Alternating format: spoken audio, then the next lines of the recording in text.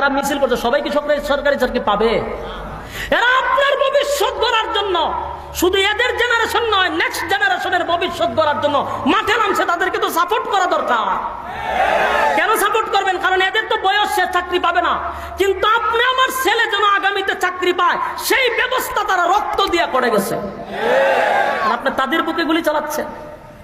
তার বাবার বক্তব্য হলো, আমার ছেলে টিউশনি দিয়া আমাদের 2 বেলা ভাত জুটে। এই ছেলের, যে ছেলেটা মারা গেছে, তার টিউশনি দিয়া আমরা ভাত খাই। আমার ছেলের খরচ আমি দিতাম না, কারণ আমার ছেলে মেধাবী ছিল। 5-এ বৃত্তি পাইছে, 8-এ বৃত্তি পাইছে, এরপরে এসএসসিতে বৃত্তি পাইছে, ভালো ছাত্র। সে যখন কিছু টিউশনি করে নিজের পড়ালেখার খরচ চালাইতো, মা বাপরেও দিত। সেই ছেলেটাকে প্রকাশ